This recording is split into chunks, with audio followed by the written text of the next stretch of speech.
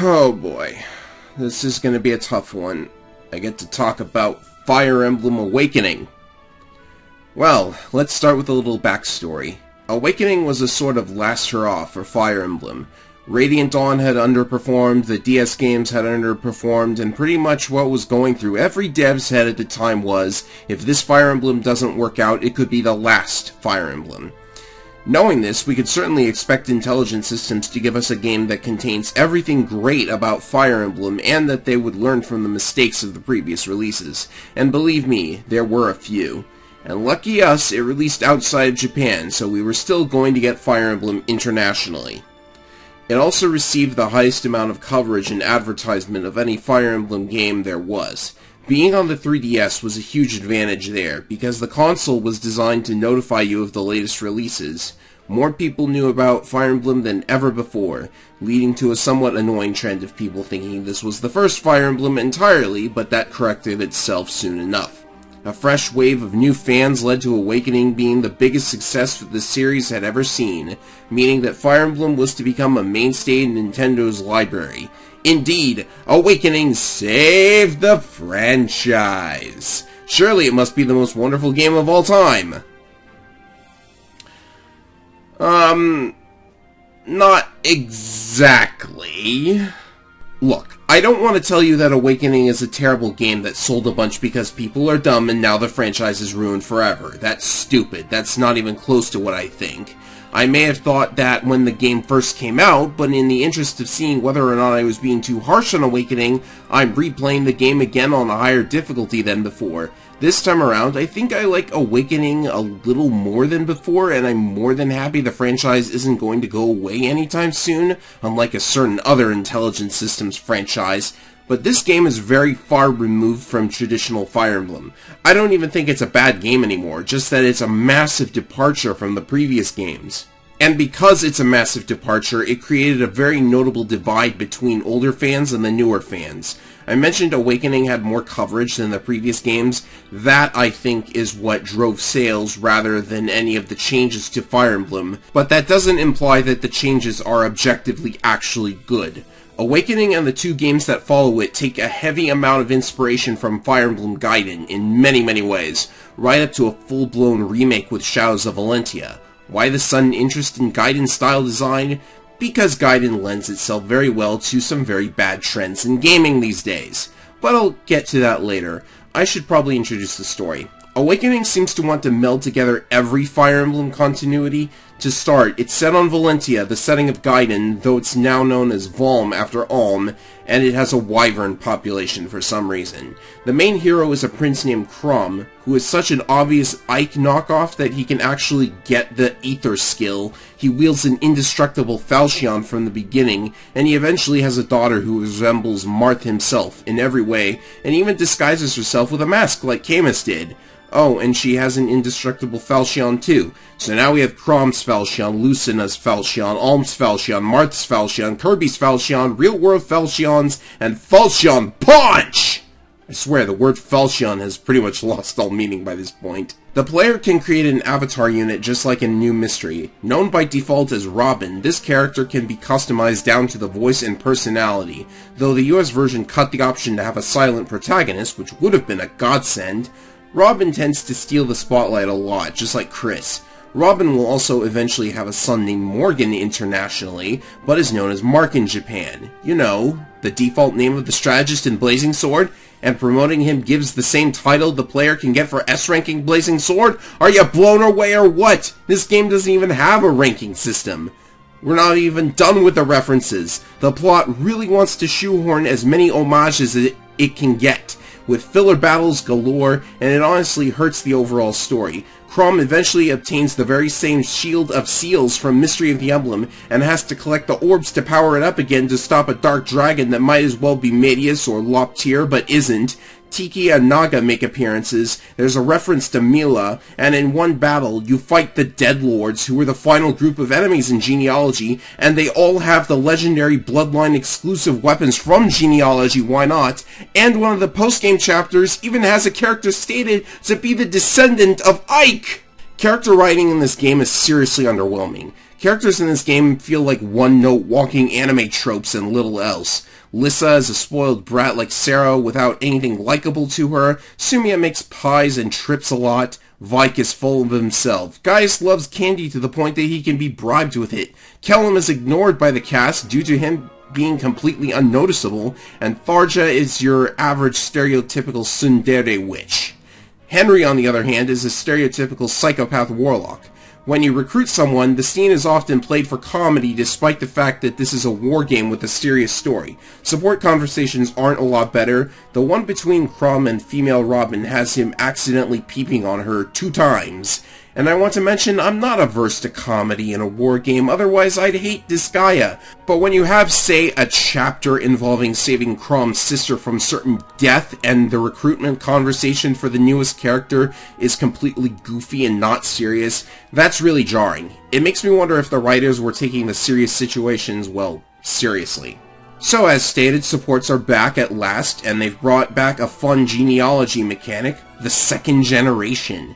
The females can be married and have kids, and as stated, Crom always has a daughter, and Robin, remember he's supposed to represent you, the player, always has a son.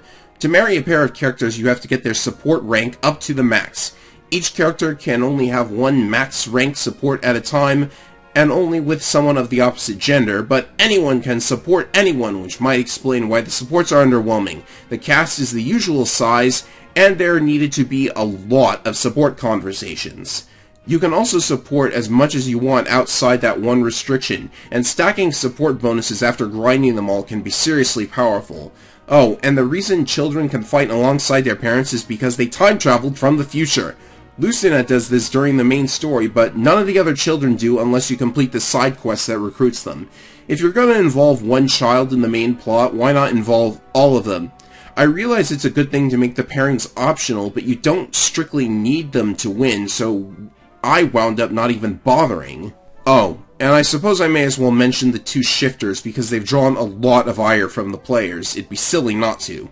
Noe is the usual shape-shifting dragon lolly, although this game takes it to the limit with how scantily clad she is.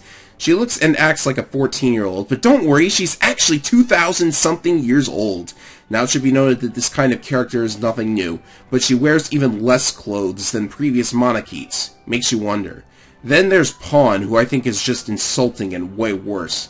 Normally the concept of a shape-shifting bunny girl would be totally my thing, considering my character preferences, but Pawn is, get this, she's the last remaining Tagwell, a race that was never mentioned at all in the history of Valentia. The last of her kind? Well, what are you waiting for? Get over there and get it in good! You might as well make her portrait a butt with a sign that says "Insert Rapier here," pointed directly at it. I feel it's necessary to point out that these 2 characters and the romance system in general are completely optional. Only Crom needs to actually get married because Lucina is integral to the plot. To be honest, however, the romance mechanic being in this game feels completely unnecessary, and throwing in 2 Monarchy characters with some degree of fetish appeal felt entirely patronizing, not to mention out of place. I know the Lagoos exist, but they were an important plot element, and besides, this is Fire Emblem. You know, a war game with a serious story. At least I think it was. This feels like something Nippon Ichi would do as a joke. In fact, if this were the latest Disgaea and not Fire Emblem, I'd be more positive, because my expectations would be highly different. Last of her kind, Please Make Love is something I can totally imagine them playing for laughs. And supports feed into the new mechanics pretty significantly. First, there's dual strikes and dual blocks. If 2 characters are adjacent, entering battle with one character gives the other a chance to also strike the enemy or negate an incoming hit. This is completely random, but the chances are bigger with high support ranks. In addition, Rescue came back in the form of Pair Up, which puts 2 units on the same square. The paired unit will get a bonus based on the class, stats, and support rank of their partner, and they get dual strikes and dual blocks as well. Pair Up ends up being one of the most overpowered mechanics. I paired up Sumiya and Crom and maxed their support ranks, and when paired up, Crom becomes just monstrous. I've always loved overpowering the heck out of myself, so I actually am liking the idea behind Pair Up, especially since Sumiya can fly Crom wherever he needs to be at, and then have him perform the attacks. Chrom himself can be promoted whenever you want, so you can get Ether very quickly. Robin also has a skill that makes him level faster when paired up, and so he's overpowered too. In fact, the growth rates in this game are so good, I've gotten more perfect level ups in this game than in any other Fire Emblem, and absolutely no blank levels at all. This is what I mean when I say actually playing Awakening requires less strategy. Just overpower yourself and then wreck all the maps. If you want to challenge an Awakening, you have to handicap yourself, especially with regards to DLC and random bonuses. I'll get to DLC in a moment, but I want to mention that it is actually a lot of fun to overpower yourself with pair-ups and supports, especially when you start finding ways of clearing maps in record time. At the same time, when you have playthroughs clearing this game on the hardest difficulty in under 70 total turns, with like half the maps being cleared in a single turn, that's gotta tell you something about the design flaws of Awakening. You've got pair-ups, a dancer, the rescue staff, and a skill called Gale Force that gives you another turn if the unit kills someone. That's fun to pull off, sure, but I'm the kind of player who wants a well-designed challenge, and the maps don't really lend themselves to this. Most of the maps in Awakening are big, wide-open spaces, sometimes with corridors, sometimes with a chest or a village or something. There's often very little terrain to take cover in or hide behind, so if there are flying units on the map, it's going to be very difficult for your healers or thief or dancer to do their job while avoiding enemies. Enemies also frequently either rush you at the start or sit still and wait for you. I've played enough fan games to recognize that if you make it so you can bait enemies out one at a time, the game is boring, and if they all rush you at the start, it's hard not to get overwhelmed and die. You can pair up a unit to keep them safe, but if all the enemies pose a threat to a weak unit, it's going to be rare for them to be able to safely come out of the cubbyhole. Casual mode is still around from New Mystery, but in replaying Awakening on Hard Classic, I've come to realize that without some penalty for dying, casual mode makes it easy to rush through the game no matter what difficulty you're on. Just avoid the main characters getting killed and you're set. Classic mode, although frustrating, demanded more precision to get through it without a death, so Classic mode is actually recommended more for me. Hard mode isn't though, because they took the easy way out in making it more difficult, by making enemy reinforcements move instantly after they spawn, with no chance for the player to switch up their tactics. Doing reinforcements this way was done away with back in Blazing Sword, so shoving it into the harder modes feels very cheap. Other mechanics include the world map and branch promotions from Sacred Stones, so those are at least nice, although I can't imagine why a cleric would promote to a class that wields axes. They have no strength for it. Second seals are how you reclass now, making it more limited, but they also reset your levels, so now you can level infinitely. Skills are back, but only class skills again, though this time it's easier to get a lot of use out of skills, especially the rally skills that bestow temporary buffs. However, because of the potential of any unit to get any skill from any class and max out all their stats, and they can support almost anyone, where exactly is the character individuality here? It seems to only be there if you aren't min-maxing everyone through excessive grinding. If it sounds like it requires a lot of grinding to get to that point, and if you're wondering whether or not you even need that grinding to complete the game, don't worry, you really don't. Awakening just likes to show you numbers going up a lot, and to be fair, I have to say, again, that I loved overpowering myself. But powering myself up with infinite grinding and leveling to get myself ready for post-game content that's never been that huge a piece of Fire Emblem before? That doesn't feel like Fire Emblem to me at all. That's a Disgaea or Pokemon thing.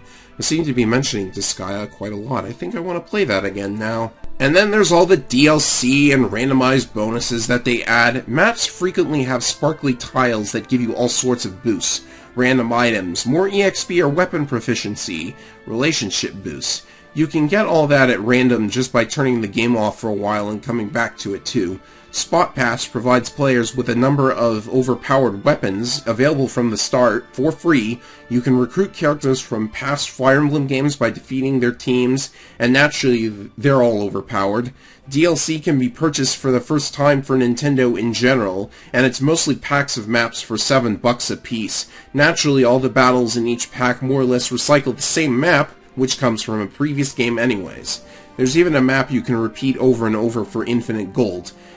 There's a goofy map where everyone dresses up in swimsuits, and I'll admit that was interesting for the sheer hilarity, and there's a map they want to be a real challenge, which they accomplish by reducing your HP to 1 at the start of every turn. Yeah, that's the only way they can make it hard, huh? To me, Fire Emblem is about fighting through a campaign where resources and characters must be managed. You need to manage your stock of weapons, your gold reserves, even EXP is mostly limited, so you have to pay attention to who's getting kills. Previous games offered ranking systems or rewarded skillful play, but there's no such reward in Awakening other than rushing to an enemy thief or chest to score an item. With the potential for my characters to easily outclass enemies in chapters that reward grinding more than tactical play, how can I say this is the greatest Fire Emblem we've seen? And don't tell me the critics' scores were good. You know those guys aren't hardcore fans of a particular series, and they certainly don't like challenges either. They're right when they say Awakening is a good game on its own, though. I'm just simply suggesting that when you have the 3 GBA games and Path of Radiance to compare it to, Awakening doesn't stack up. But the franchise was saved, and so my show goes on. Next time...